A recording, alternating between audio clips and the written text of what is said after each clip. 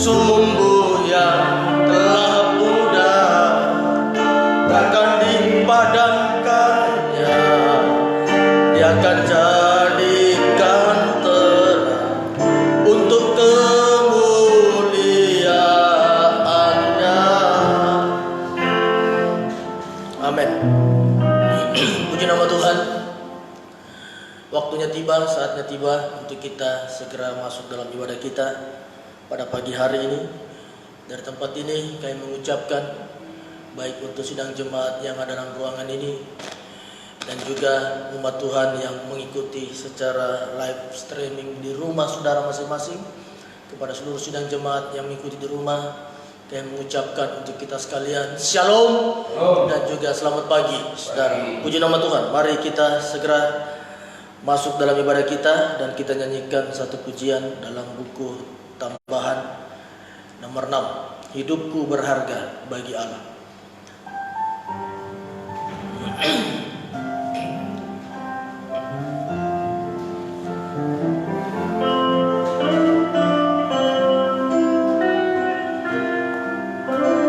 Hidupku berharga bagi Allah, tiada yang tak berkenan di hadapannya. Dia ciptakan kau turut gambarnya. Amin. Sungguh terlalu indah kau bagi dia. Dia berikan kasihnya bagi kita. Dia telah relakan segala-galanya. Dia disalib untuk tebus dosa kita. Karena hidupmu sangatlah berharga. Bulu yang terkulai takkan dipatahkannya. Dia akan jadikan indah, sungguh lebih berharga sumbu yang telah pudar, takkan dipadamkannya. Dia akan jadikan terang untuk kemuliaannya.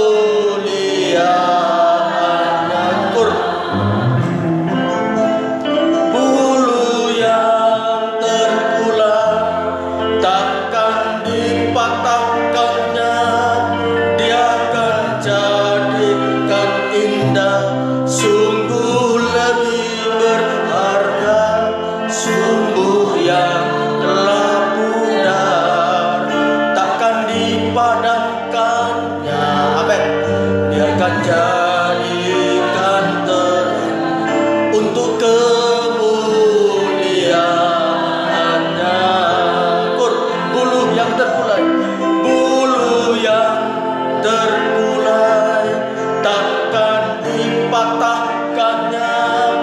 Dia akan jadikan indah, sungguh lebih berharga sumbu yang telah pudar, takkan dipadamkannya. Dia akan jadikan terang untuk kemuliaannya.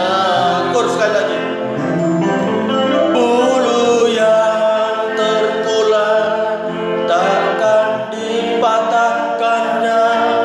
Dia akan jadikan indah, sungguh lebih berharga sumbu yang telah pudar, takkan dipadamkannya. Dia akan jadikan terang untuk kemuliaannya. Mari kita tunduk kepala. Bapa dalam surga, ibadah kami pada pagi hari ini Tuhan, kami mohon kemurahan dan belas kasihan untuk menjaga jalannya ibadah kami sampai tamat ibadah ini selesai. Hanya Engkau yang dipermuliakan, dan hanya kepadamu segala kemuliaan, segala hormat, segala kepujian, semuanya kami peruntukkan untuk pribadi-Mu Tuhan. Dan Engkau juga melihat umat-Mu, baik yang mengikuti di rumah mereka masing-masing. Biar Engkau juga ada bersama-sama mereka, baik kami yang ada dalam ruangan ini Tuhan. Jangan ada satu di antara kami yang Kau lewatkan. Kami membutuhkan kasih penyertaan Tuhan. Kami membutuhkan uluran tangan dan belas kasihan-Mu Tuhan. Sehingga kami datang kepadamu. Kami mohonkan semua itu Tuhan. Sebab apa jadinya nikah kami, apa jadinya kehidupan kami, anak-anak muda, jika tidak Engkau memberikan belas kasihan itu. Itu kami datang mohon kemurahan-Mu Tuhan. Engkau kuatkan kami untuk menghadapi setiap pergumulan, untuk menghadapi setiap tantangan yang diperhadapkan dalam setiap pribadi kami. Dan jika kami beribadah kepadamu, kuasa iblis tidak pernah tinggal diam. Dia berusaha membodohi hati dan pikiran kami. Dia mau membawa jauh dari suasana ibadah.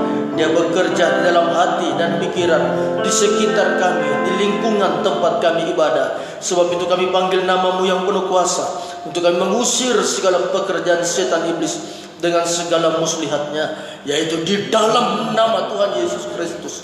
Kami percaya Tuhan, Engkau ada bersama-sama kami sampai tamat ibadah ini selesai. Hamba percayakan semuanya di dalam nama Tuhan kami Yesus Kristus, sebagai imam besar kami dan juga gembala agung kami, yang kepadanya kami peruntukkan segala pujian kami, segala hormat kami, bahkan juga segala penyembahan kami. Terima kasih Tuhan, terima kasih. Kami segera buka ibadah ini sampai tamat selesai, dan kami kerjakan di dalam nama Tuhan kami Yesus Kristus. Haleluya. Amin.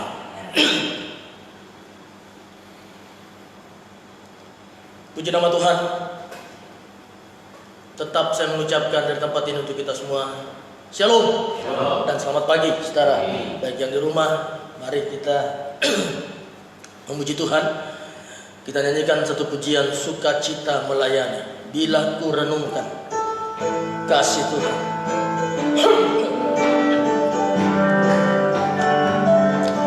Bila ku renungkan kasih Tuhan yang telah menyelamatkan hidupku.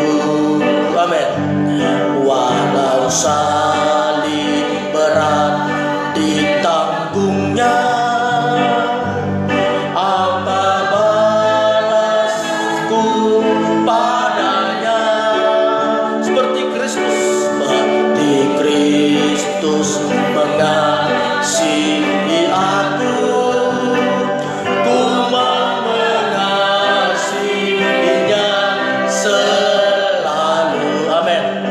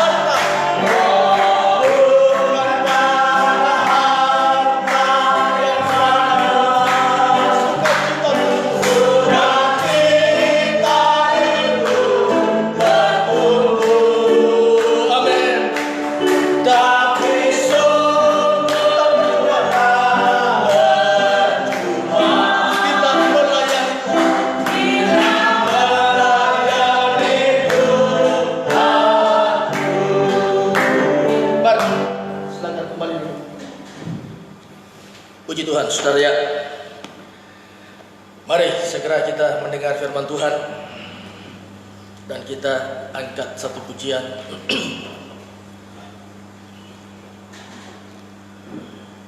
Apapun yang terjadi dalam hidupku ini, tak pernah kuragukan kasih-Mu Tuhan. Kau berfirman, dan kita siapkan hati kita mendengarkan firman Allah.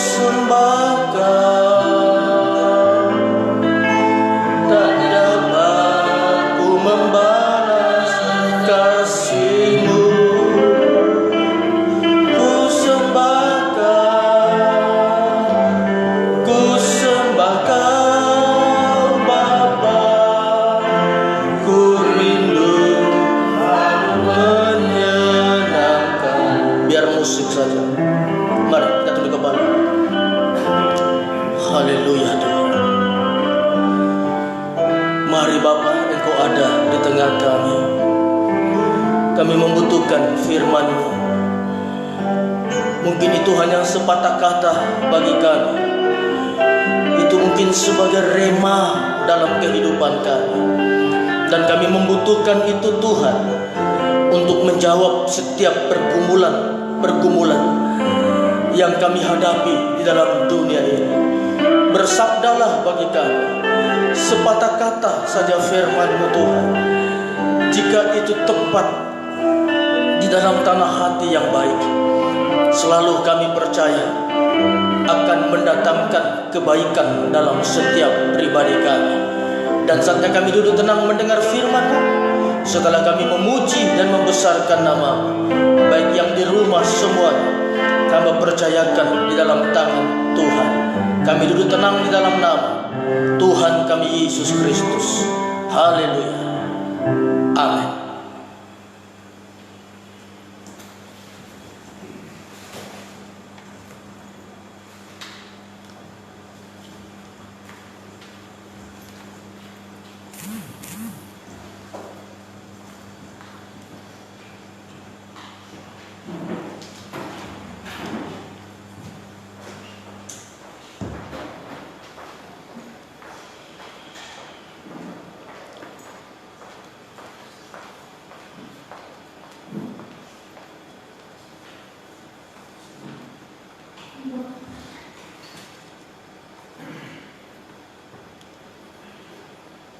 Puji Tuhan dan Shalom.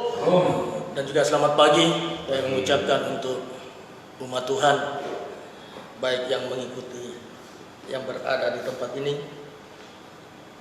baik yang mengikuti di rumah saudara masing-masing. Tidak satu kita yang dilewatkan oleh Tuhan.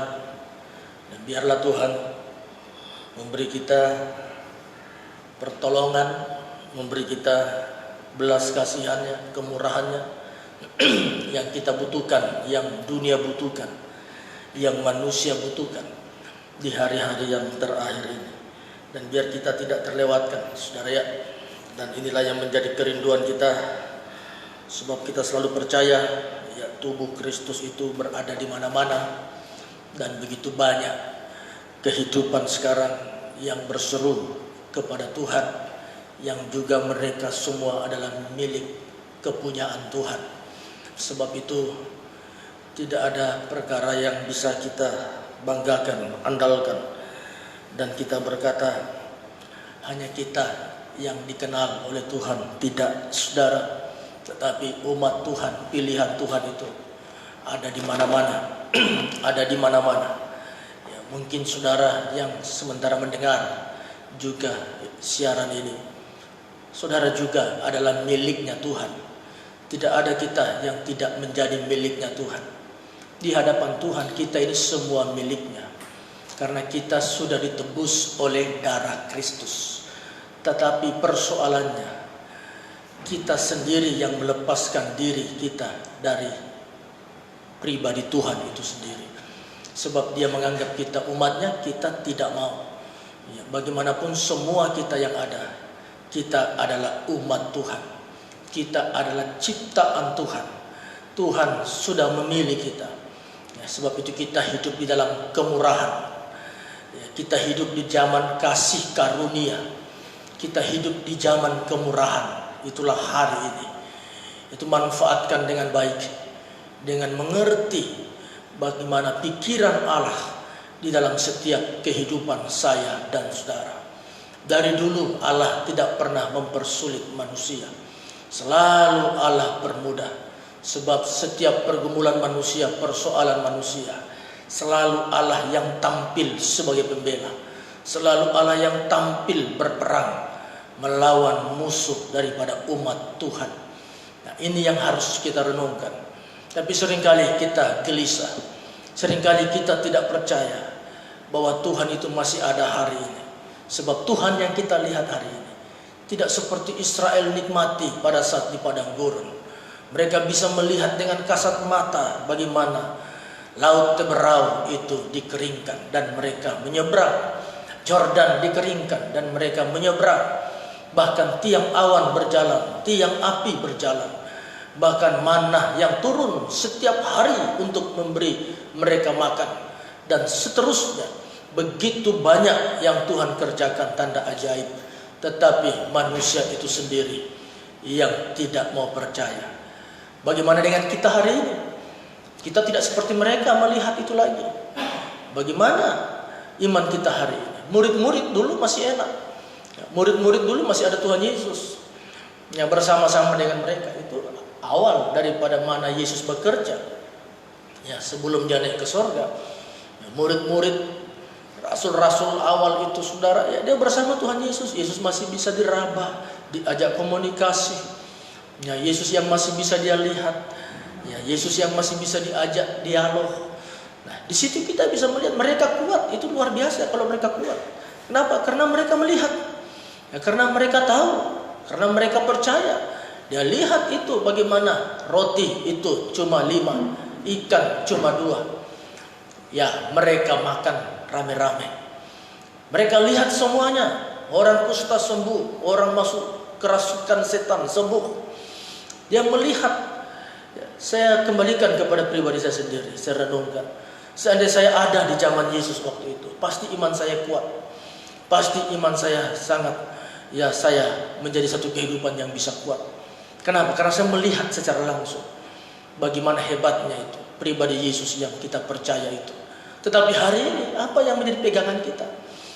Ya, apa yang menjadi dasar landasan kita menjadi percaya? Tuhan kita sudah tidak kita lihat. Dia hanya meninggalkan kitab ini yang disuruh kita yakin dan percaya. Dia hanya meninggalkan memberi kita rohnya dalam hati kita. Rohnya saja tidak kita lihat. Tidak bisa kita rabah. Jadi dasar untuk kita percaya apa? Tidak ada lagi dasar untuk kita percaya. Karena yang datang itu hal yang real. Realita yang nyata itu datang. Ya. Sekarang tidak perlu kita berdoa. Kita tidak punya sesuatu, kita berdoa, Tuhan minta ini. Belum tentu ada. Datanglah orang yang berkata, mana Tuhanmu? Katanya kamu orang yang beriman. Katanya kamu orang yang suka ibadah. Tetapi coba lihat hidupmu ini bagaimana. Jadi hati-hati saudara. Itu dikatakan di dalam suratan Timotius. Ya, nanti akan muncul kegerakan yang menyampingkan itu, yang namanya salib. Sebab mereka berkata ini sudah kebangkitan, ini suasana bangkit. Ini yang menjadi musuh kita, yang akan kita hadapi di hari-hari yang terakhir ini. Tetapi satu hal bagi kita yang percaya kepada Tuhan kita, jangan kita menjadi kendor, ya, jangan kita menjadi lemah. Coba kita kembali dulu dalam Injil Yohanes tentang percaya ini, ya, tentang iman. Bagaimana Yesus katakan, lebih berbahagia orang itu yang tidak lihat tetapi dia menjadi percaya. Itu di dalam Injil Yohanes, ya, pasalnya yang ke-13, maaf, Injil Yohanes pasal terakhir itu, ya, bukan pada saat Yudas makan bersama Yesus, tetapi pada saat Yesus datang, ya, menampakkan dirinya kepada murid-muridnya, ya, pada saat dia bangkit, dia datang dan mereka ketakutan dan mereka tidak percaya. Ya, pasalnya yang ke-20, coba pasal 20, bagus. Ayatnya yang ke-29, ya, ini saudara, ya, saudara ingat ini, mari kita baca. Yohanes 20 ayat 29 firman Iya, Tuhan. mari. Kata Yesus kepadanya, Ya, apa kata Yesus? karena engkau telah melihat aku. Karena engkau telah melihat, teruskan, Maka engkau percaya.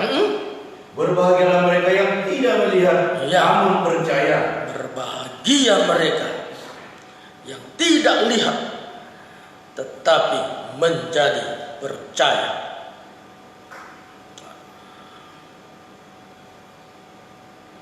Ini yang dikatakan Tuhan Yesus. Kalau kita dulu ada di zaman Yesus, pasti saya percaya kita orang yang beriman baik. Bayangkan Tuhan Yesus ada. Tapi sekarang dasar kita apa? Menjadi orang yang harus percaya. Dasar kita apa? Untuk menjadi kehidupan yang tetap beriman kepada Tuhan, yang tidak kita lihat, yang tidak bisa kita komunikasi lagi. Seperti dulu murid-murid, dia bisa berdialog. Ada persoalan Yesus bisa atasi pada saat mereka berada di laut. Begitu kencang angin yang disebutkan itu angin syakal. Pada saat itu mereka sudah takut, panik. Yesus atasi semuanya. Mereka melihat banyak. Jika mereka beriman, itu luar biasa. Mereka bisa beriman kepada Tuhan. Tetapi lebih luar biasa lagi, jika kita hari ini, kata Tuhan Yesus, berbahagia mereka yang tidak melihat, tetapi kita bisa menjadi percaya. Sehingga apa yang dikatakan Rasul Paulus dalam 2 Korintus pasal 5. Mari, 2 Korintus pasalnya yang ke-5, ayatnya yang ke-7. 2 Korintus pasalnya yang ke-5, ayatnya yang ke-7. Apa yang dikatakan Rasul Paulus untuk kehidupan umat Tuhan yang ada di akhir zaman ini?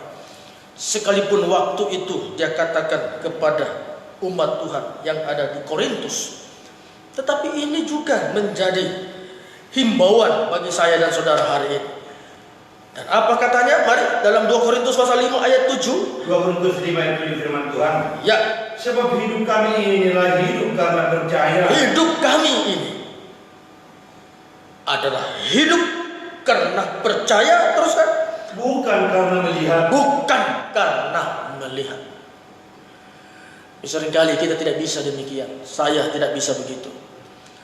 Harus lihat dulu baru percaya. Tetapi jika kita mau belajar, saudara, jika kita mau menikmati kasih Tuhan, mari kita belajar untuk kita punya perasaan seperti ini.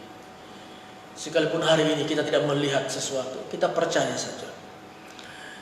Sesuatu yang kita imani, imani saja. Mungkin iman itu menjadi tertawaan orang, menertawai saudara. Tetapi saudara tetap imani saja. Tidak usah kita menjadi kehidupan yang menjadi anak-anak Tuhan. Buktikan dulu baru saya percaya. Buktikan dulu baru saya percaya. Sehingga menjadi seorang pelayan, menjadi seorang hamba Tuhan. Selalu kita menantang Tuhan. Nanti saya lihat dulu baru saya percaya. Jangan saudara. Sebab sesuatu yang kita lihat baru kita percaya. Itu sangat berat untuk kita bisa pertahankan. Untuk kita bisa melihat kerajaan surga. Sekali waktu kita tidak melihat, kita tinggalkan Tuhan. Kita kecewa. Ya, pasti kita kecewa. Pasti kita meninggalkan Tuhan. Sebab pikiran kita selalu pembuktian bahwa Tuhan itu baik. Saya mau lihat dulu pertolongan Tuhan. Nanti kalau saya Tuhan kasih sepeda, baru saya pergi gereja. Nanti Tuhan kasih saya sepeda motor lagi, baru saya pergi gereja. Sehingga dalam melihat iman itu, seringkali kita ukur iman itu di dalam perkara yang jasmani. Sakit sembuh, tidak punya apa-apa, mendapatkan apa-apa. Dan kita katakan imannya hebat, imannya baik. Bukan itu saudara. Iman yang hebat, iman yang kuat, iman yang akan menjadi sempurna. Itulah iman yang bisa tekun di dalam penderitaan. Sebab Alkitab juga katakan, Rasul Paulus katakan, untuk masuk di dalam kerajaan sorga, memang kita harus banyak menderita. Di dalam penderitaan inilah kita berharap ada pertolongan. Dari situlah seringkali tidak ada pertolongan, kita menyangkal Tuhan. Kita tinggalkan Tuhan. Kenapa? Karena kita mau melihat sesuatu yang ajaib. Sehingga begitu orang datang membodohi hati kita, mau melencengkan iman kita. Katanya kamu orang Kristen, katanya kamu orang beriman, orang percaya. Tapi lihat hidupmu seperti ini. Lihat keadaanmu seperti ini. Jangan kita goyah. Kita katakan saja, hidupku untuk Tuhan. Hidupku untuk Kristus. Mati itu adalah keuntungan bagi kita. Bahkan segala apa yang kita perbuat itu sudah diperhitungkan oleh Tuhan. Sebab upah kita pun itu dikatakan dalam firman Allah, itu upah yang tidak kelihatan. Orang kerja di dunia hari ini karena ada upah yang kelihatan. Tapi kita bekerja untuk Tuhan, itu bukan upah yang kelihatan, tetapi yang tidak kelihatan. Itu juga dikatakan dalam saksi iman di dalam Ibrani pasalnya yang ke-11 oleh Musa. Dia rela meninggalkan istana putri Firaun, istana Firaun, hanya untuk menderita bersama dengan umat Tuhan. Toh ujung-ujungnya dia katakan, untuk dia menantikan upah.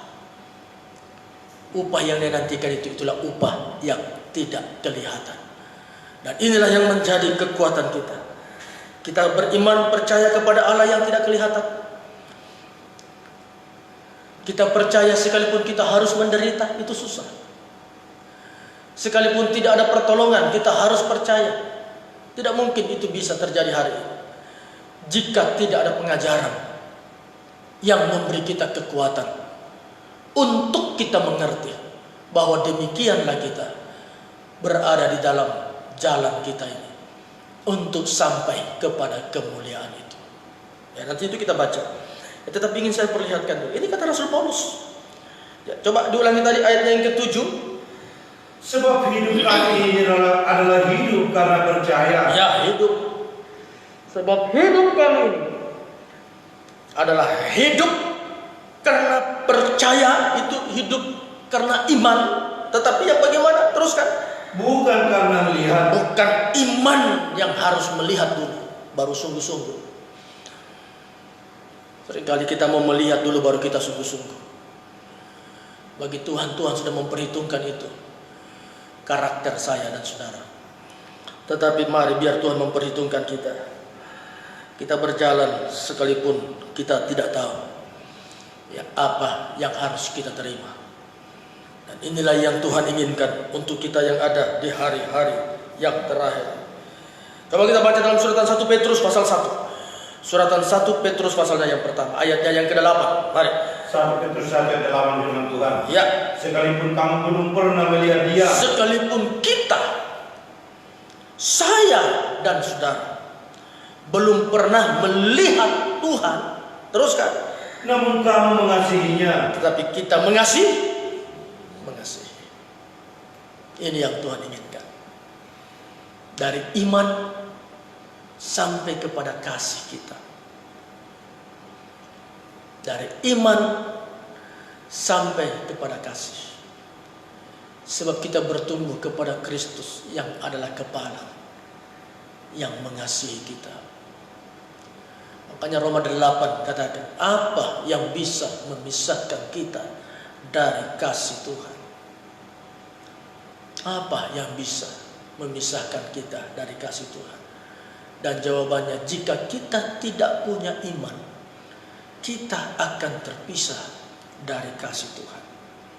Makanya dikatakan di dalam Ibrani pasal 10, orang benar itu hidup karena percaya, karena iman. Tetapi toh jika dia mengundurkan diri, aku tidak berkenan kepadanya. Itu firman Allah. Sehingga jika kita mau menjadi orang yang percaya, beriman hari ini, kita mengasihi Tuhan sekalipun dia tidak kelihatan. Ini susah, ini sulit. Coba ulangi tadi ayat 8. Mari. Sekalipun kamu belum pernah melihat Dia. Ya, sekalipun kita belum pernah melihat Dia, teruskan.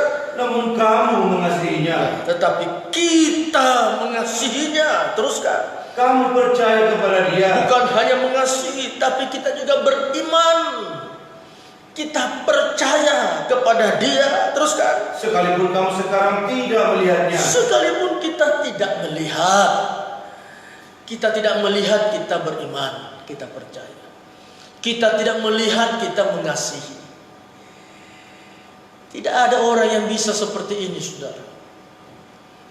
Mengasihi, mencintai seseorang yang belum pernah dia lihat. Mengasihi seseorang yang belum pernah dia lihat.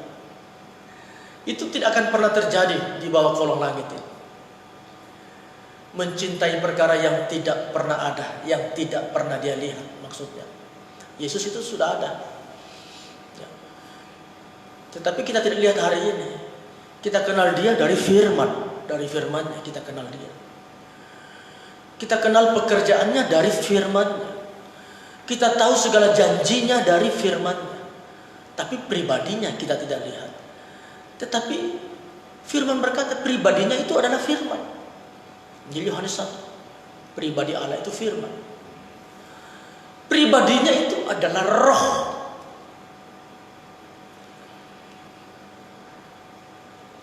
Apa yang harus membawa kita percaya? Kita tidak lihat wujudnya. Sehingga begitu banyak orang datang untuk menyesatkan manusia nanti di akhir zaman. Sehingga berkata, saya sudah pernah lihat Tuhan. Saya sudah bolak-balik naik surga. Saya ketemu Tuhan. Kenapa? Karena orang tidak tahu, orang Kristen yang di bawah tidak pernah lihat Tuhan. Sehingga bagaimana untuk memperdaya begitu banyak hal. Makanya Rasul Paulus katakan hati-hati. Itu Rasul Paulus katakan dalam 2 Korintus 11. Jangan sampai pikiranmu disesatkan. Sebab saya ini membawa kabar mempelai. Sebab dikatakan 2 Korintus 11, aku menyampaikan ini. Dia menyampaikan apa? Bahwa kamu sudah aku pertunangkan kepada seorang laki-laki. Jika berita pertunangan itu kabar mempelai. Berita mempelai. Berita mempelai itu hati-hati dengan pemikiran kita yang disesatkan. Yesus sendiri katakan dalam Matius pasal 24. Itu suasana keadaan yang akan terjadi nanti di akhir zaman. Orang akan datang, Mesias ada di sini, ada di kamar sebelah, ada di bilik. Tapi Yesus sudah katakan, sekali-kali jangan kamu ke sana. Tidak usah kita panik. Tidak usah kita menjadi kehidupan yang terpancing. Ikut iman kita menjadi kendor. Hanya mendengar, ini roh yang berkata harus saya sampaikan. Ada orang yang datang berkata, ini ilham roh yang baru saya terima. Ini saya karena saya sudah bolak-balik dari sorga. Saya ketemu, saya lihat itu neraka, saya lihat itu sorga. Semua yang dikatakan itu nanti akan dipertanggungjawabkan. Akan dipertanggungjawabkan. Rasul Paulus saja mendapatkan kemuliaan yang begitu banyak dari Allah yang bisa dia lihat. Tetapi bukan perkara yang harus dia gembar-gemborkan. Dan dari dalamnya dia mendapatkan keuntungan. Sebab memang dia bilang, dia hanya menderita. Coba kita baca tadi, kalau saudara baca tadi. Karena melihat, karena percaya. Kita sekarang bukan lagi karena melihat, baru kita percaya. Di atasnya itu ditulis, sebab dia tabah. Dia mau menderita. Nah ini saudara, ini dikatakan oleh Petrus. Coba dulu lagi tadi di ayat 9 sekarang, atau ayatnya yang ke-8 dulu. Sekalipun kamu belum pernah melihat dia. Nah, sekalipun saya dan saudara belum pernah melihat, D huruf besar, itu Yesus. Teruskan. Namun kamu mengasihinya. Namun kita sudah bisa mengasihinya. Bukan cuma mengasihi, teruskan. Kamu percaya kepada dia. Kita percaya kepada dia. Teruskan. Sekalipun kamu sekarang tidak melihatnya. Nah, sekalipun sekarang kamu tidak melihat, tapi nanti kita akan bertemu dengan dia. Sebab Petrus yang katakan juga, nanti jika dia datang, gembala agung datang, dia bawa itu mahkota untuk dia berikan kepada kita yang percaya kepadanya. Sekarang kita memang tidak melihat, tapi iman kita akan bersama-sama dengan dia. Teruskan, mari. Kamu bergembira karena sukacita yang mulia. Ya, tetap kita bergembira. Sekalipun kita tidak bersama-sama dengan dia, tetapi kita bergembira. Teruskan. Dan yang tidak terkatakan. Yang tidak bisa kita katakan. Teruskan. Karena kamu telah mencapai tujuan imanmu. Yang ini tujuan iman itu. Apa itu, mari? Yaitu keselamatan jiwamu. Itulah keselamatan jiwa kita. Orang yang akan tiba kepada puncak dari perjalanan iman, itulah keselamatan jiwa kita. Itu orang yang punya iman baik. Bagaimana kehidupan yang punya iman baik? Sekalipun dia tidak melihat, tetapi dia percaya. Kita tidak bisa melihat Tuhan hari ini, tetapi kita percaya Tuhan lindungi kita. Kita tidak bisa melihat ada penjaga kita, tetapi kita imani Tuhan menjaga kita. Sehingga seringkali kita nyanyi, kiri kananku ada Tuhan. Di kiri kananku ada Tuhan. Bisa kita lihat? Tidak ada yang bisa melihat. Tapi saya percaya Tuhan ada. Apa saudara tidak percaya? Mungkin itu virus sudah terbang masuk mau ke hidung kita. Tetapi malaikat Tuhan bisa hempaskan virus itu. Seperti kalau kita makan, kita bisa melihat lalat yang datang ke makanan kita. Kita usir lalat itu, karena kita melihat lalat itu. Ada yang bisa melihat virus itu terbang. Ada yang bisa tahu apa yang terjadi 1 jam ke depan. Ada yang bisa tahu apa yang terjadi seperdetik ke depan. Tidak ada. Tapi satu hal yang kita percaya, Tuhan menjaga langkahku. Sehingga selalu ada orang bernyanyi, pujian pun berkata, tiap langkahku ku Hutan diatur oleh Tuhan. Sebab apa? Dan Dia menjaga kehidupan kita. Dia atur langkah kita. Saudara lihat yang di depan itu? Tidak. Tapi satu hal, iman dalam hati kita. Dia menjaga langkah kita. Lukas 12. Kita tidak bisa memperpanjang umur kita walau sehasta. Sehasta, saudara buka kamus di belakang Alkitab saudara, itu kurang lebih 45 cm. 45 cm itu kurang lebih satu langkah orang dewasa. Satu langkah orang dewasa itu kurang lebih. Daud pernah berkata, aku dan maut jarakku hanya satu langkah. Berarti setiap kita melangkah tanpa kita sadari sebenarnya ada maut.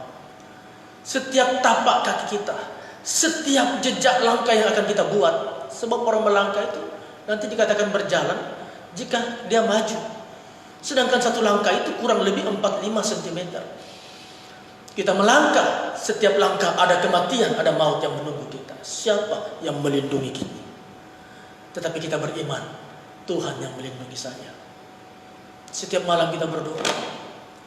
Setiap malam kita datang menghampiri Tuhan. Setiap malam kita membaca firman Allah. Selalu sebelum tidur kita berkata, Tuhan, kita mau beristirahat. Kami percayakan tubuh, jiwa, roh kami ke dalam tangan. Bangunkan kami besok.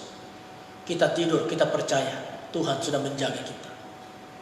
Saudara belum beraktivitas, saudara belum melangkahkan kaki keluar rumah saudara, saudara pun selalu berdoa, Tuhan lindungi saya sepanjang hari.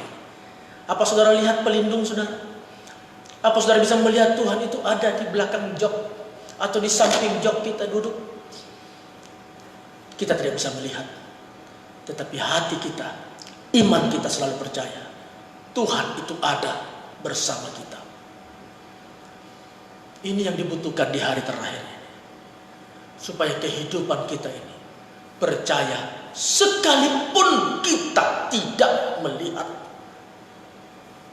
kita tetap mengasihi. Itu kata kita, mengasihi Tuhan.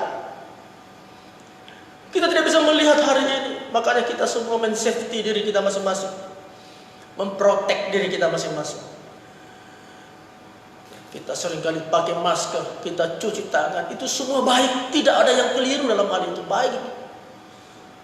Tetapi yang lebih daripada itu kita harus tahu, setelah kita melakukan apa yang harus kita lakukan, ada kekuatan yang lain yang selalu menyertai kita.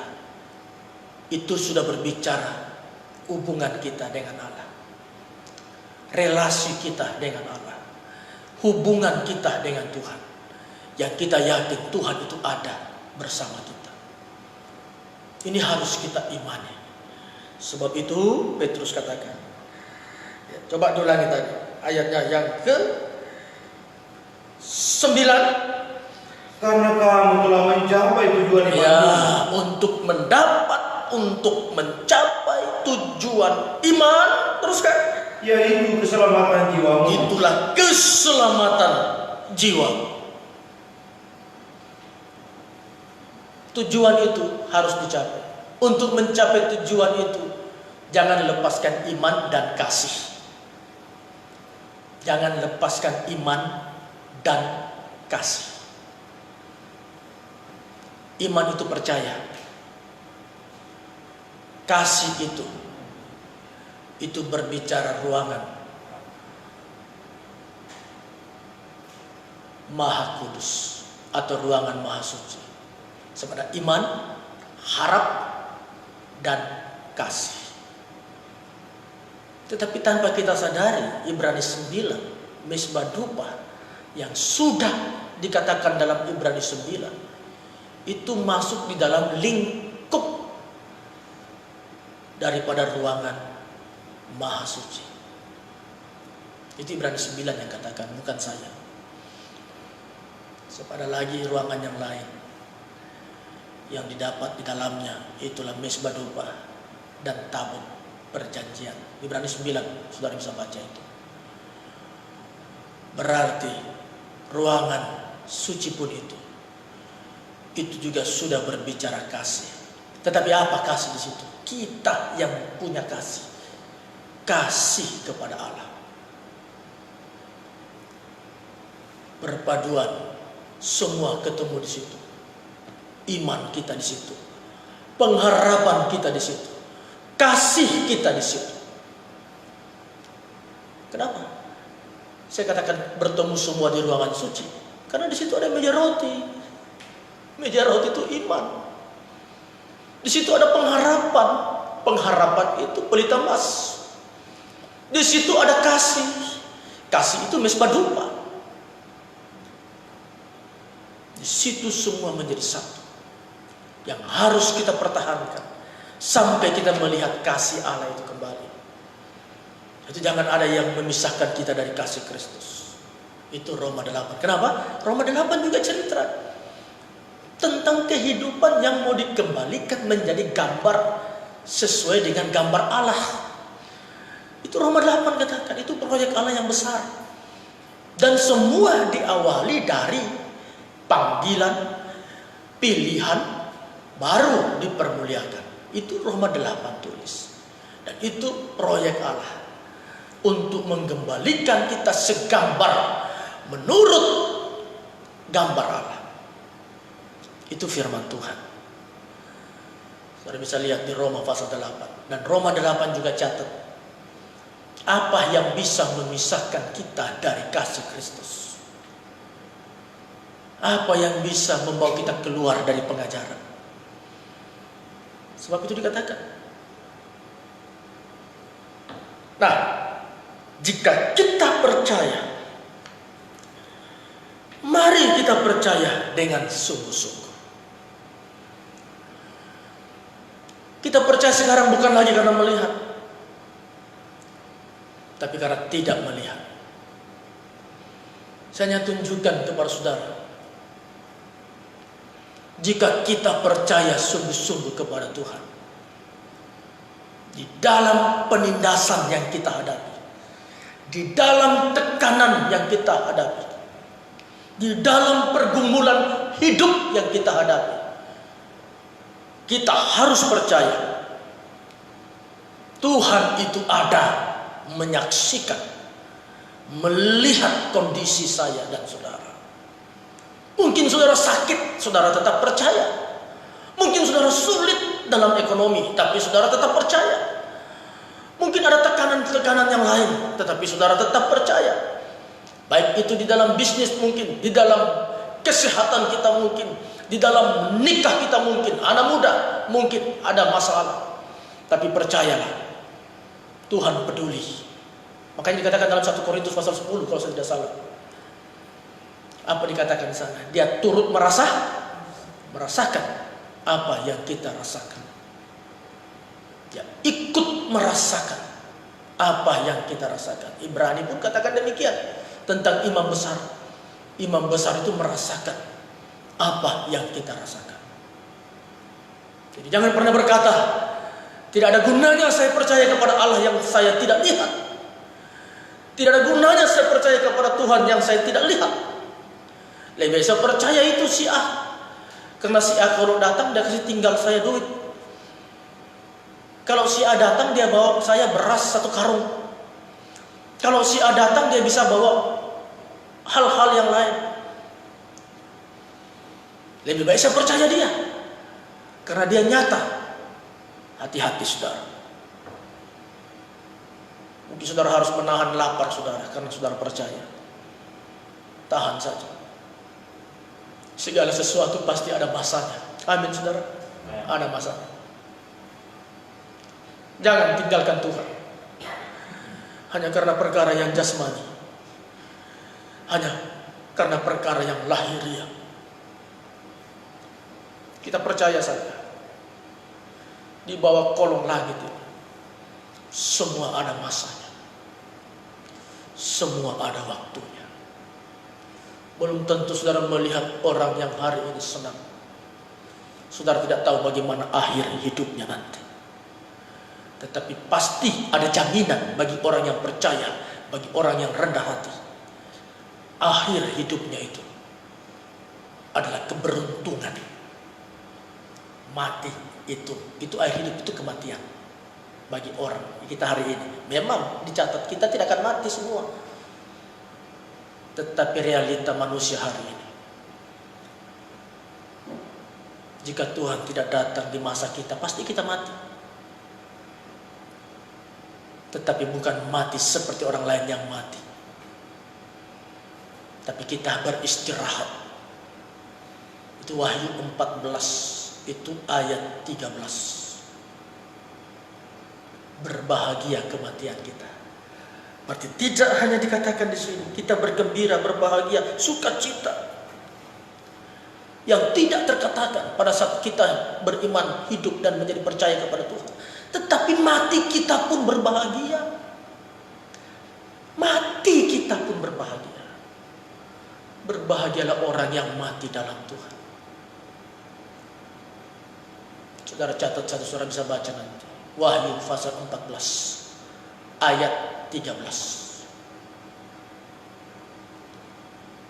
Di sana itu dirangkaikan dengan umat Tuhan, orang-orang yang tergembala, orang-orang yang ada di dalam pengajaran. Saya itu berbicara Sion, hidup yang tergembala, hidup yang ada berada dalam pengajaran. Kenapa itu berbicara Sion? Karena itu berbicara tubuh Kristus, dalam surat Petrus katakan sendiri. Bahkan juga di Roma pasalnya yang ke-11. Di Sion kuberikan penebus. Bahkan banyak yang lain dikatakan. Sion tempat orang melahirkan. Dan itu tidak ada waktu untuk kita studikan itu. Sidang jemaat sudah dengar semua itu. Tetapi untuk kita yang ada, khususnya juga yang mengikuti secara online, tetap saja percaya kepada Allah yang tidak kita lihat itu. Di dalam pribadi Tuhan kita, Yesus Kristus. Percaya saja. Nah, ini saudara.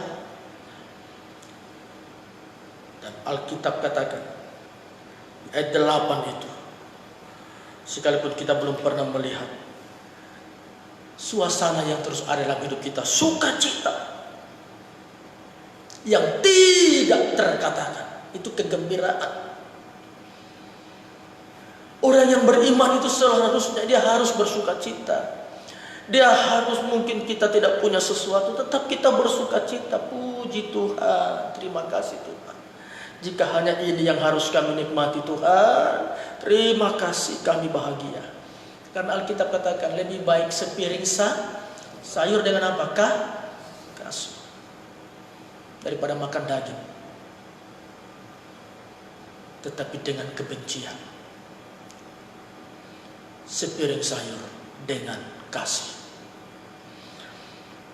Nah, ini yang kita katakan. Suatu mari kita tetap percaya, kita yakin. Dan orang yang percaya itu, orang yang akan sampai, orang yang mengasihi itu, sekalipun tidak melihat, akan sampai kepada tujuan iman. Tujuan iman ini harus dihantar, harus dituntun, harus dipimpin. Siapa pemimpinnya? Itulah pribadi Yesus sebagai gembala agung kita.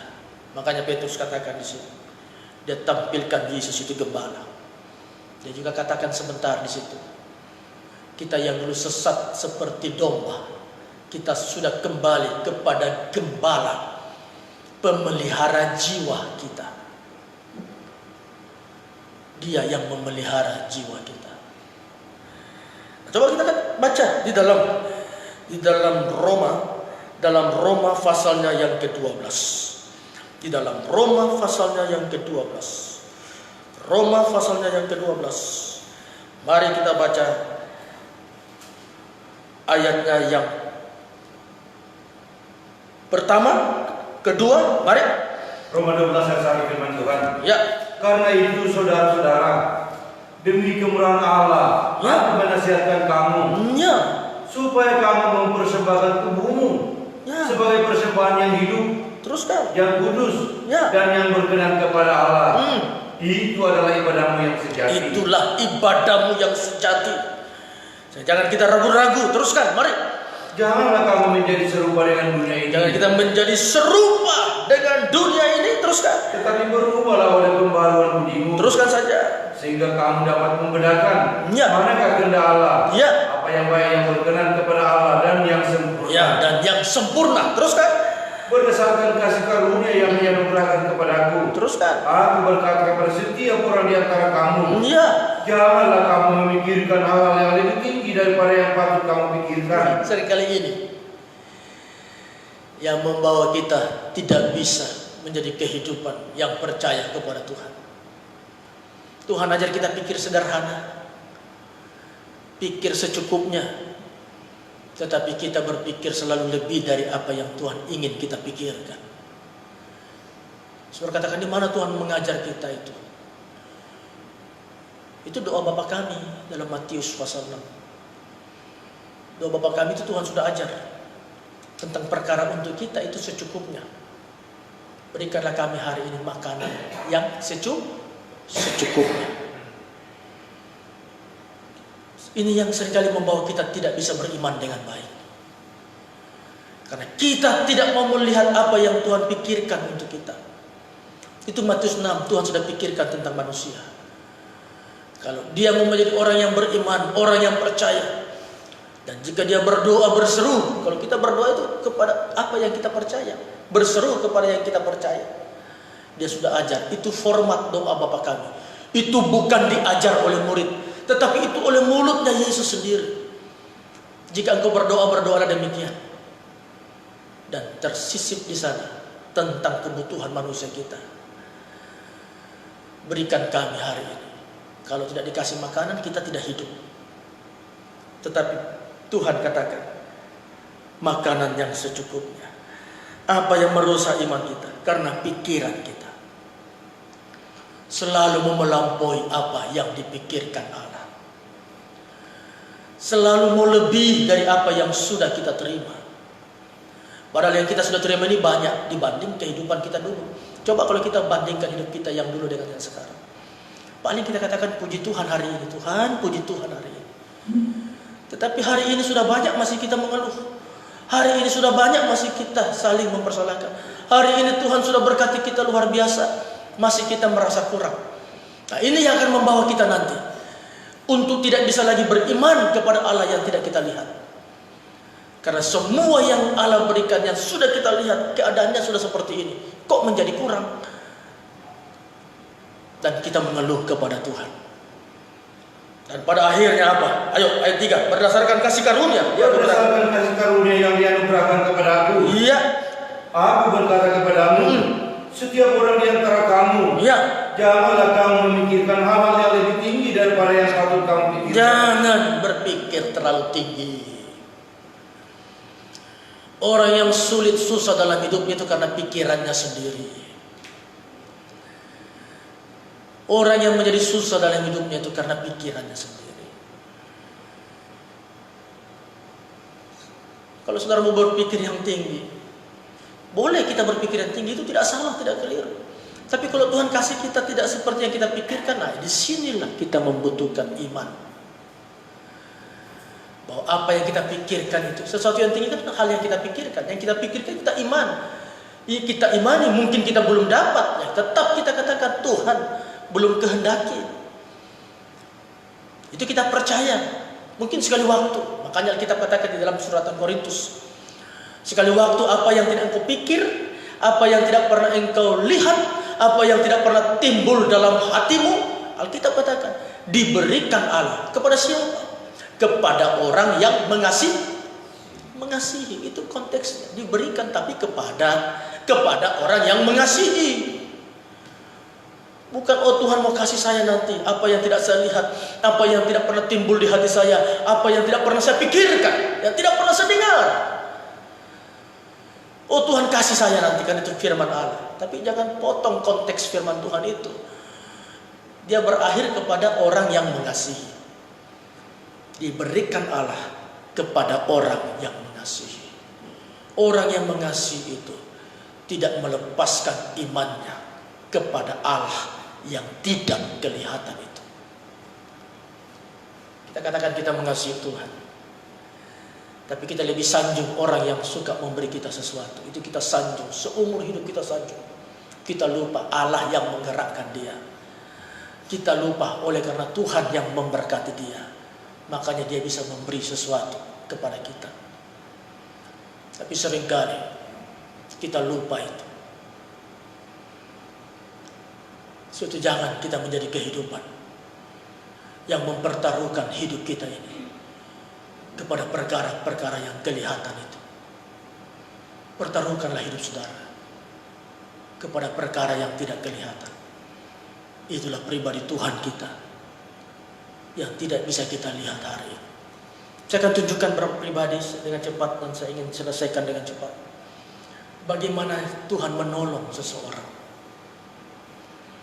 di dalam orang itu memiliki iman yang baik. Kemarin sudah kita baca dalam Matius pasal 5, Matius pasal 8. Sudah kita baca. Baik di dalam Matius pasalnya yang ke-15 sudah kita baca. Bagaimana seorang perwira, Matius 8, dan bagaimana seorang ibu wanita Kanani itu, yang menjadi satu kehidupan. Itu Matius 15, menjadi satu kehidupan karena imannya baik, imannya yang ditandai dengan kerendahan hati. Dan Yesus katakan, jadilah menurut apa yang engkau inginkan. Dia buktikan dia mengasihi Tuhan. Orang yang mengasihi Tuhan, dia tahu kedudukannya. Saya berada di mana. Itu kunci kita mengasihi Tuhan. Kita sadar kedudukan kita ini siapa. Kita hanya manusia yang tidak bisa melampaui daripada apa yang difirmankan Allah. Tetapi seringkali kita ini mau menjadi satu kehidupan yang melampaui apa yang Tuhan pikirkan. Makanya kita baca ini. Jangan memikirkan terlalu tinggi. Sebab pikiran yang terlalu tinggi itu selalu melampaui pikiran Allah. Itu karakter setan. Bagaimana Lucifer mau selalu lebih tinggi daripada Bapa, lebih tinggi daripada Allah pencipta. Dan akhirnya dia diturunkan ke dalam dunia orang mati. Itu Yeremia 14 atau Yesaya 14? Yeremia 14 kalau saya tidak keliru. Kalau tidak Yeremia 14, ya Yesaya 14. Tidak usah kita cari, saudara. Ya, saudara cari di rumah saja. Di situ kita bisa melihat, mau melampaui. Itu pikiran yang terlalu tinggi. Itu sulit digembalakan. Karena sulitnya digembalakan, Alkitab katakan, meluncur kamu ke dalam dunia orang mati. Meluncur dia ke maut. Maka dia diturunkan dari tempat yang maha tinggi,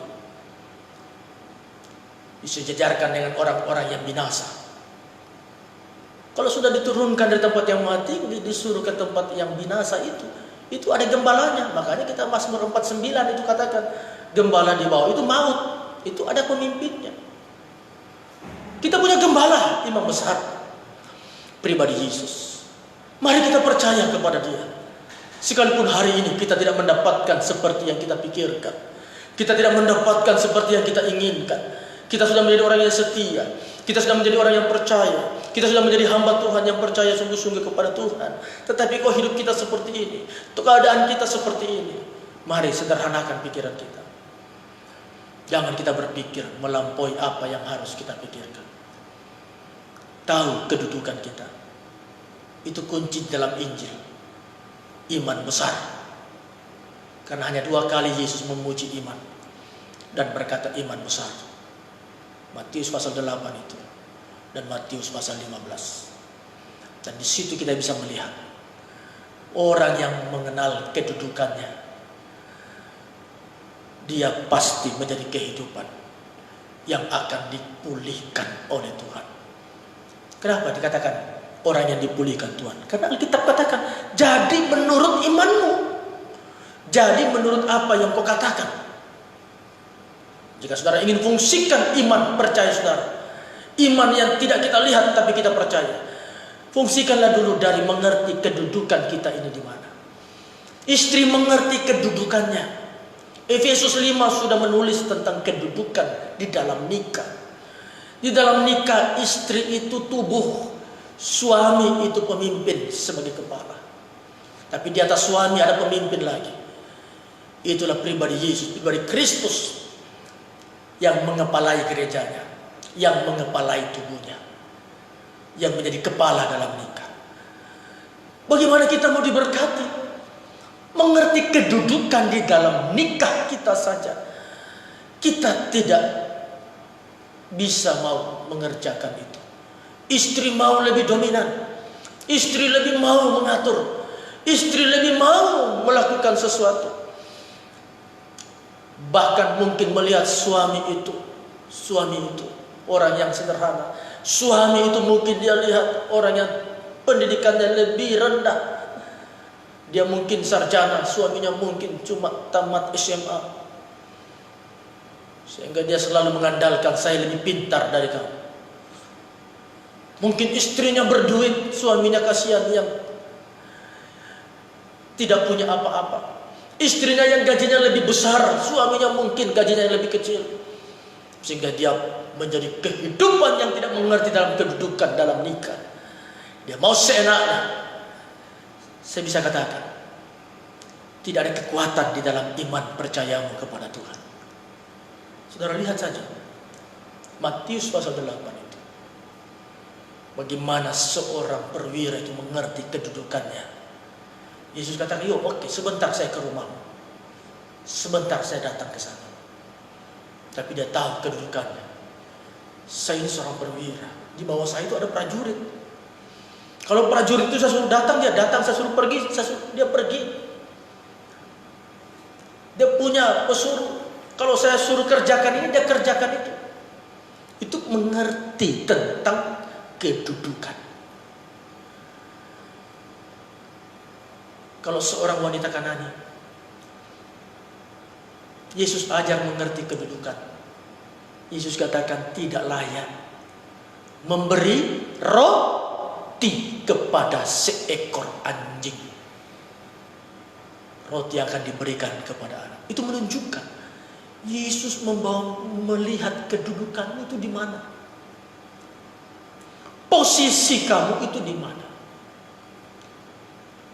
Tetapi karena kerendahan hati wanita Kanaan ini, keturunan dari Ham itu. Sebab orang Kanaan itu garis keturunannya diambil dari Ham. Sebab waktu dunia ini dihapus, ya, Nuh itu dan anak-anaknya, ada Sem, Ham, dan Yafet. Ya, Yafet itu lebih ke Eropa, Sem itu Israel dan Arab, dan Ham ini adalah Kanaan, Afrika, dan Asia. Nah, dari sanalah Ham itu, Kanaan ini. Dan kalau saudara lihat di Kejadian 9, itu kutuk yang diberikan Nuh kepada mereka. Nah, Tuhan ajar melihat kedudukan. Sehingga dia katakan tidak layak memberi roti kepada seekor anjing. Tetapi perempuan ini menerima. Dia katakan, sekalipun anjing menerima posisi, mengerti kedudukan. Baru Yesus katakan, imannya ini besar. Dan dia katakan, jadi menurut apa yang engkau kehendaki. Tuhan mau kita seperti itu untuk mempergunakan iman kita ini kepada yang tidak kelihatan itu.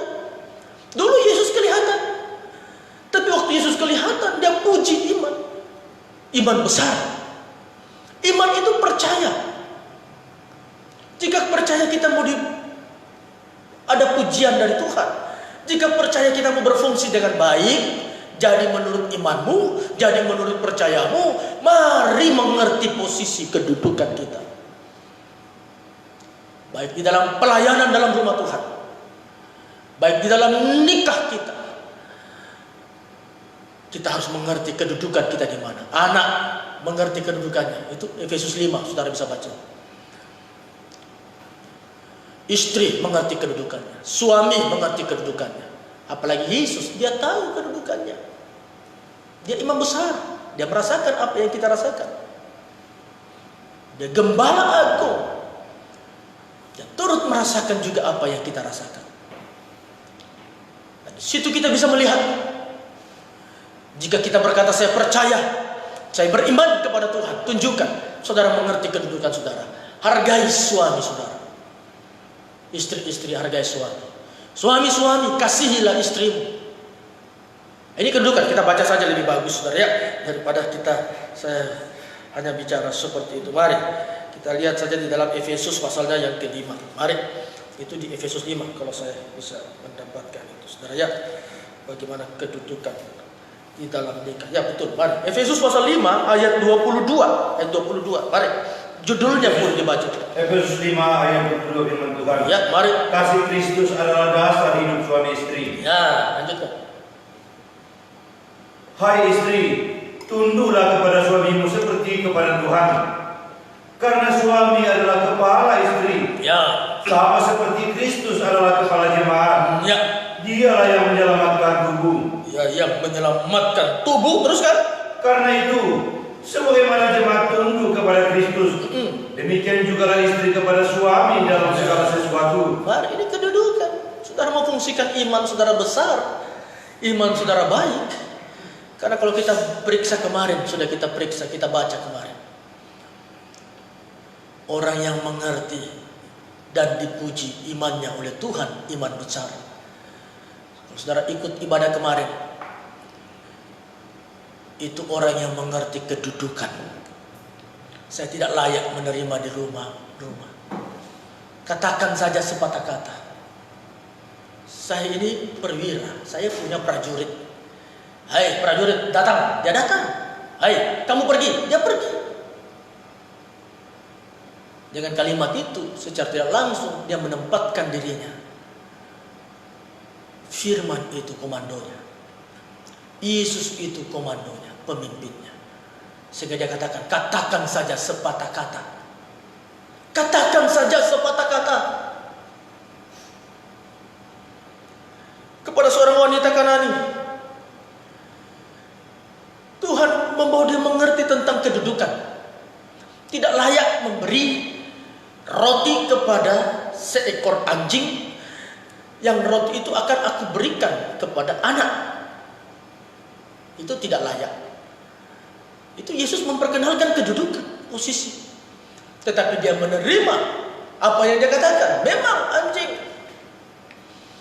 Tetapi anjing itu juga butuh rema. Dia tahu menempatkan diri. Dia bisa menerima dikatakan anjing. Baru Yesus katakan luar biasa iman ini besar. Jadi menurut yang kau inginkan. Ini kronologis cerita yang berbeda. Tetapi pikiran Allah yang sama itu terjadi di sana.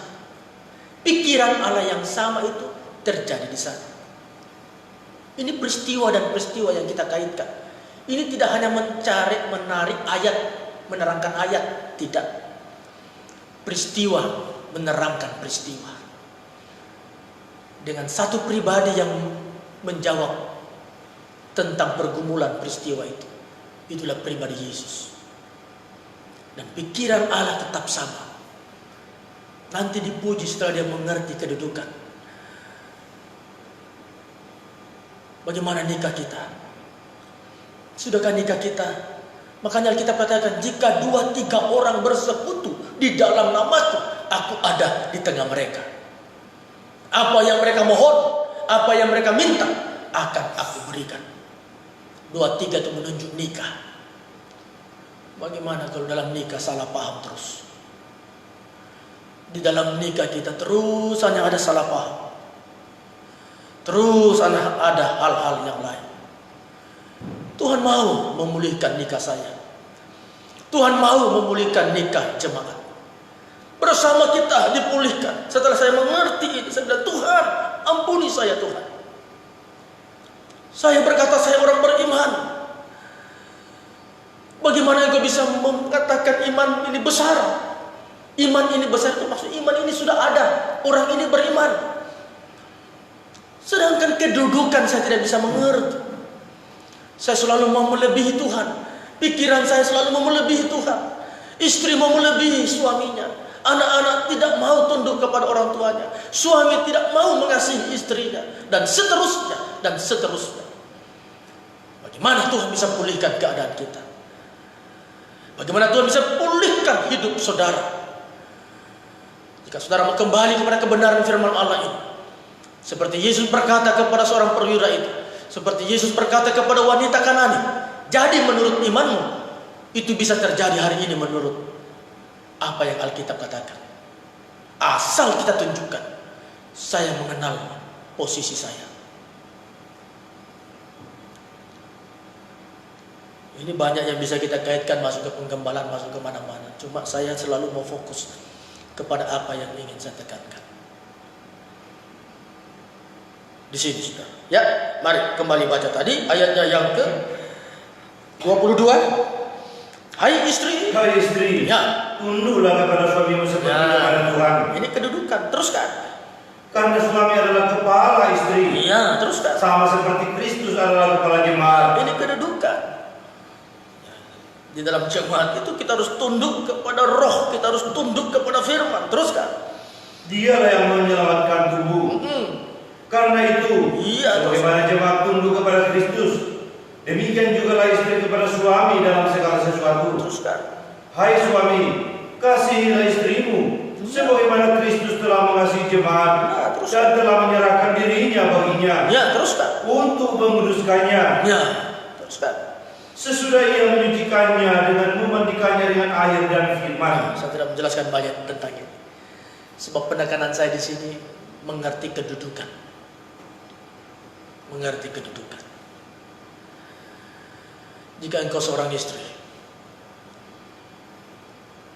kalau rumah tanggamu, nikahmu mau dipulihkan Tuhan, pasti imanmu berfungsi baik.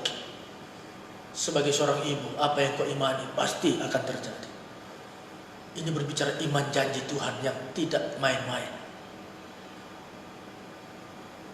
Kembali kepada pengenalan diri. Suamimu demikian. Kembali mengasihi istri. Anak pun demikian. Kembali tunduk dan dengar-dengaran juga mengasihi orang tua. Dan dalam nikah itu, di mana ada 2-3 orang bersekutu dalam namaku, apapun yang dia minta, aku akan berikan. Itu berbicara iman. Berbicara iman. So kemarin kita sudah mulai. Seorang perwira mengerti kedudukan. Seorang wanita Kanani diajar untuk melihat di mana kedudukanmu.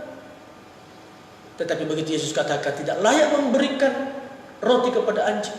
Dia tahu kedudukannya dan dia berkata, memang seekor anjing pun membutuhkan rema. Dia mau menerima dirinya itu dianggap sebagai anjing. Itu kedudukan untuk membuka berkat dalam kehidupan kita. Dari dalam nikah kita, mari kita mengerti kedudukan kita. Anak-anak muda remaja, jika engkau mau diberkati Tuhan, jika engkau mau masa depan ada dalam hidupmu, tunduk kepada orang tuamu. Karena tidak mungkin seorang tua itu mengajar, mendidik engkau untuk memberikan hal-hal yang menyesatkan hidupmu. Tidak mungkin. Engkau tidak tahu apa yang ada di pikiran orang tua. Itu segala rancangan yang baik. Kalau dia berkata jangan, itu ada maksudnya jangan. Kalau dia berkatakan tidak, itu ada maksudnya tidak. Bukan karena dia tidak mengasihimu, tidak. Karena dia tahu dia punya rancangan dalam hidup. Mari kita memperbaiki nikah kita. Mari kita memperbaiki hubungan kita dengan Tuhan. Kita jemaat, Kristus kepala. Itu perbaiki hubungan kita dengan imam besar kita, dengan gembala agung kita. Dan saya percaya Tuhan akan memberkati nikah kita. Tuhan akan memberkati saya dan saudara. Dan biarlah firman Allah pada kesempatan ini dan waktu kita sambut memberkati saya dan saudara. Jika kita beriman, berimanlah dengan baik kepada Tuhan. Untuk membuka tingkap langit, kenallah kedudukan kita. Sebab demikianlah yang Allah inginkan. Mari pemain musik, segera kita akhiri. Dan ini hanya rema saja. Lain waktu kita sambut firman Tuhan ini. Dan biarlah firman ini memberkati saya, memberkati saudara, dan membawa kita untuk semakin bisa mengenal kedudukan kita di hadapan Tuhan. Untuk membawa kita menjadi kehidupan yang tetap percaya kepada Tuhan sekalipun tidak kita lihat, sekalipun tidak ada di tengah-tengah kita.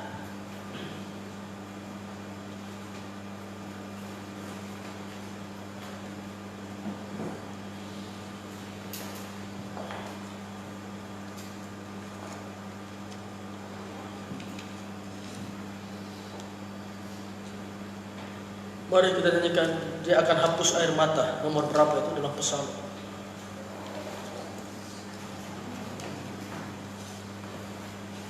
Berapa? 111. Ya, mari 111.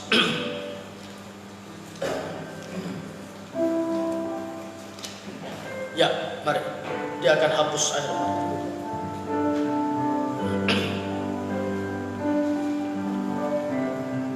Hidup yang lelah,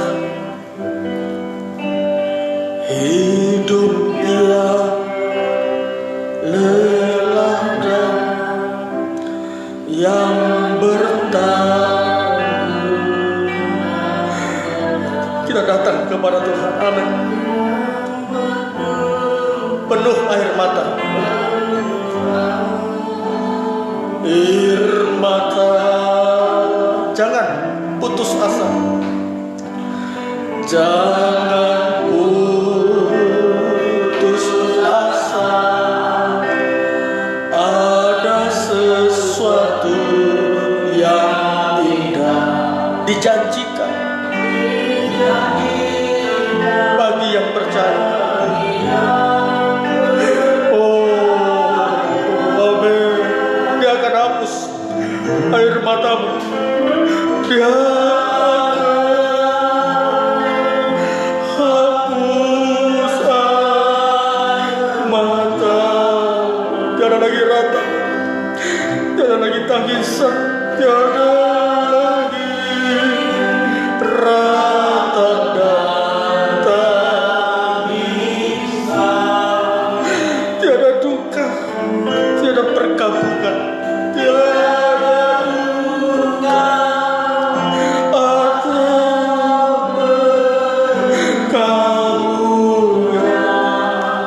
jadikan sebuah baru.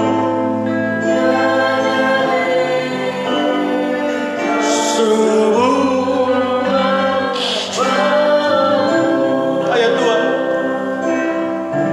firman-Nya. Mari kita bangun dulu. Aku awal dan akhir, yang haus aku segarkan.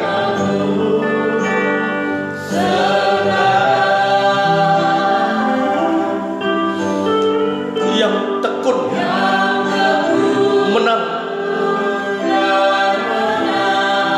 dia mendapat semua. Oh, terima kasih.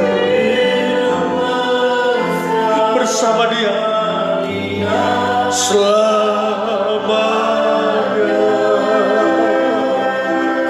Dia akan hapus, dia akan hapus air mata. Tiada lagi ratap, tiada lagi ratap dan ampuni kami Tuhan.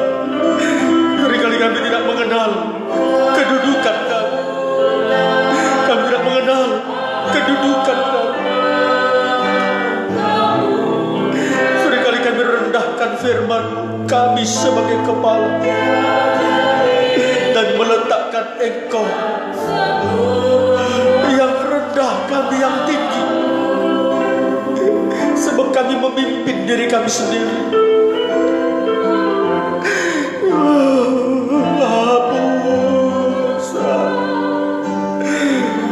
Sidang jemaat, baik kami sebagai seorang hamba Tuhan,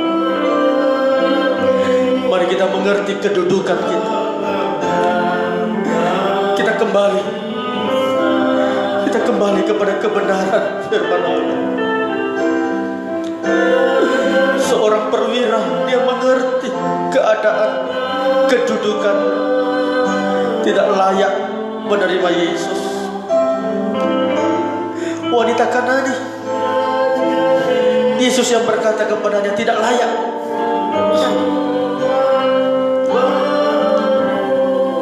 Bahkan disejajarkan dengan anjing. Tetapi mereka mengerti kedudukan mereka. Dan kedua orang ini imannya menurut Yesus iman yang besar. Iman yang besar, sebesar biji sesawi saja iman bisa menggeser gunung, bisa mencabut pohon berserta akar-akarnya.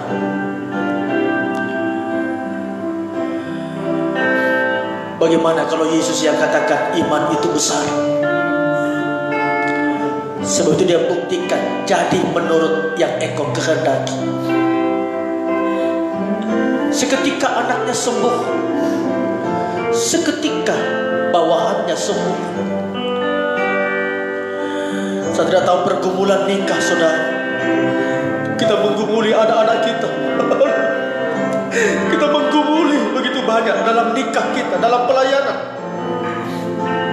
Tapi sudahkah kita mengerti kedudukan kita?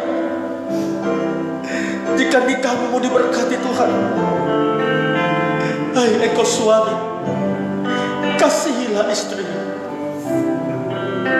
Hai engkau istri, tunduklah kepada suami. Hai engkau hamba Tuhan, kasihilah domba-domba Tuhan. Kasihilah sidang jemaat Tuhan, sebab Kristus mengasihi jemaat. Kita seorang gembala, seorang hamba Allah. Mari kita mengasihi domba-domba Tuhan.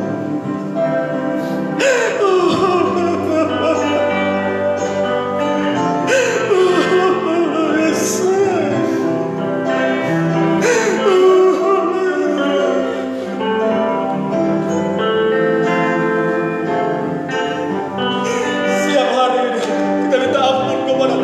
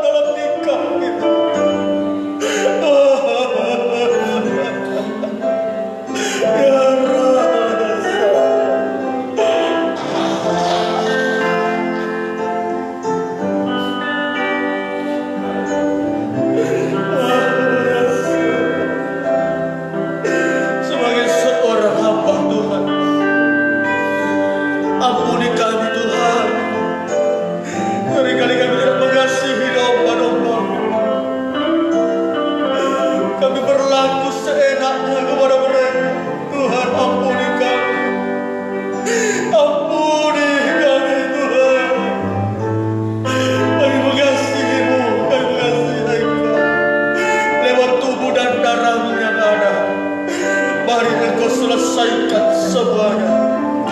Engkau berdamaikan kami Tuhan, dan kami pulang sebentar menjadi kehidupan yang terpelihara, kehidupan yang tergembalakan di dalam kasih daripada Tuhan. Terima kasih Tuhan. Terima kasih. Kami akan menikmati tubuh darah. Terima kasih atas jamahan. Terima kasih atas sentuhan-Mu kepada kami. Dan biarlah tubuh dan darah-Mu yang akan kami nikmati Engkau kuduskan terlebih dulu. Semua perkara yang jasmani ini kami imani, itu adalah tubuh-Mu sendiri, itu adalah darah-Mu sendiri. Baik jemaat-Mu yang mengerjakan di rumah mereka, juga Tuhan Engkau tolong mereka dengan iman yang sama dari tempat ini, bersama mereka yang mengerjakan di rumah, khususnya domba-domba-Mu Tuhan. Ada kekuatan yang sama untuk memulihkan keadaan kami, bahkan memperdamaikan kami dengan pribadi. Terima kasih. Dan kami terima semuanya di dalam nama Tuhan kami Yesus Kristus. Haleluya, haleluya, haleluya. Amin. Mari Pak Agus. Kita nyanyikan punya ini, firman-Nya berkata, ayat 2.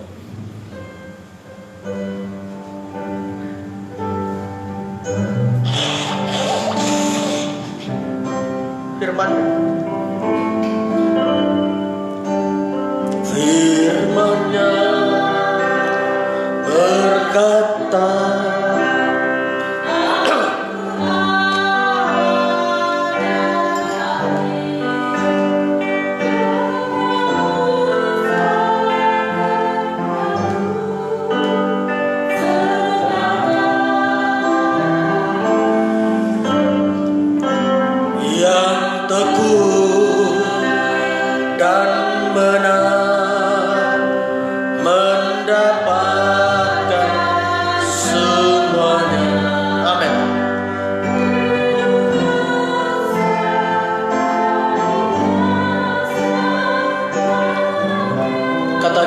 Dia akan hapus air mata.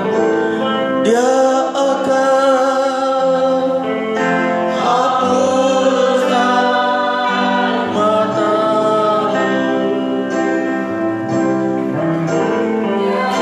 Lagi ratap dan tangisan.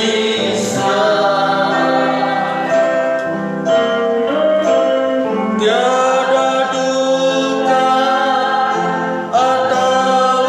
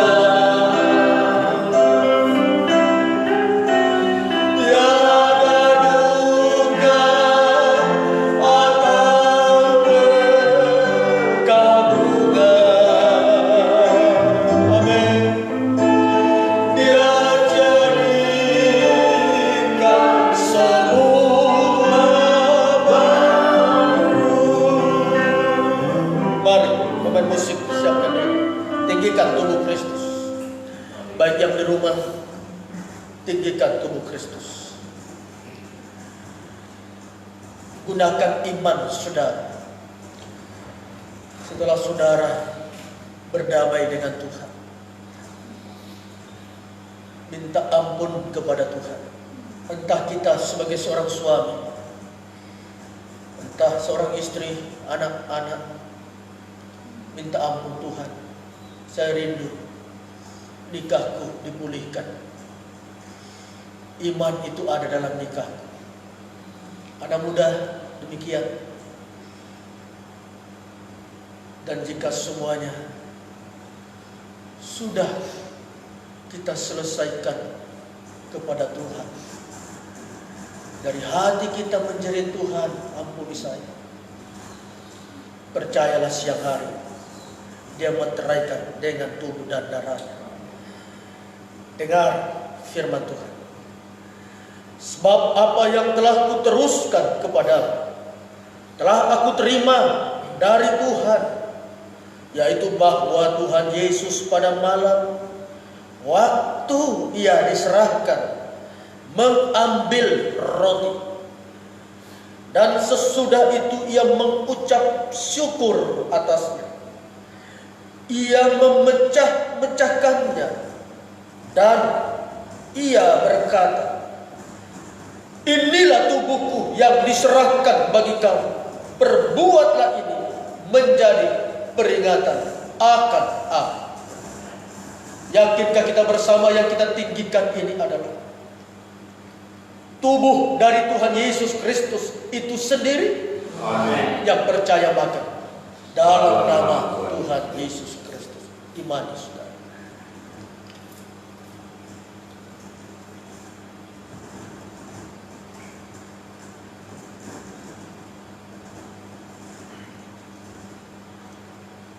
Haleluya. Tinggikanlah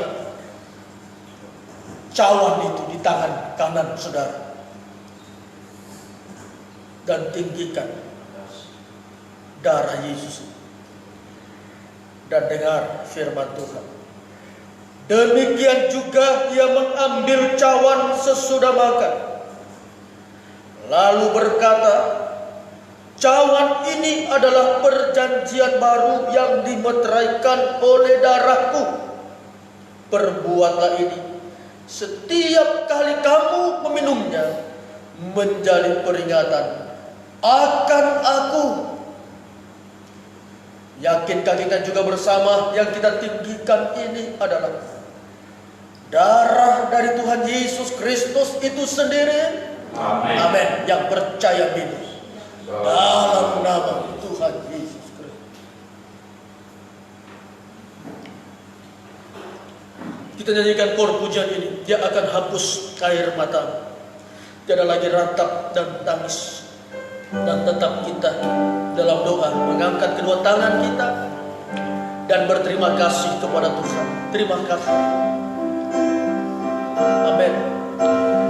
Dia akan Amin.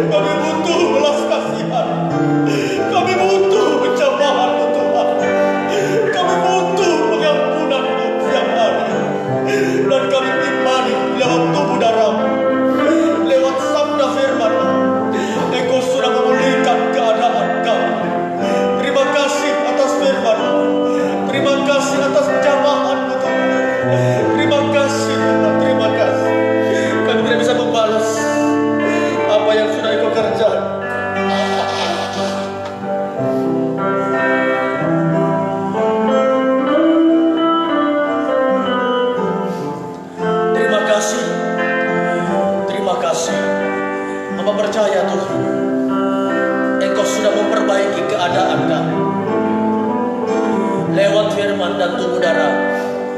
Ampuni kami dari cara kami berpikir, berperasaan, sikap, perbuatan, tindak tanduk, langkah hidup kami yang seringkali begitu banyak keliru, bahkan Engkau temukan itu kesalahan. Engkau ampuni kami, dan kami pulang sebentar. Kami merasakan ada kedamaian, ada suasana yang baru, baik di dalam nikah, baik di dalam pelayanan, baik dalam hidup muda, usia lansia. Hamba percayakan semua dalam tangan Tuhan. Seluruh domba-domba, usaha pekerjaan mereka, sekolah, pelajaran, kuliah anak-anak, pertumbuhan anak-anak kami percayakan semua di dalam tangan Tuhan. Terima kasih Tuhan, terima kasih. Dan saatnya Engkau memberkati domba-domba, dan kami pulang menjadi kehidupan yang diberkati oleh Tuhan. Akhirnya, saudaraku yang kekasih, pulanglah, bawalah berkat, cinta kasih sayang dan perlindungan daripada Allah Bapa di dalam persekutuan nama anaknya yang tunggal menyertai kita, yaitu Tuhan Yesus Kristus menyertai kita siang hari ini sampai Maranatha.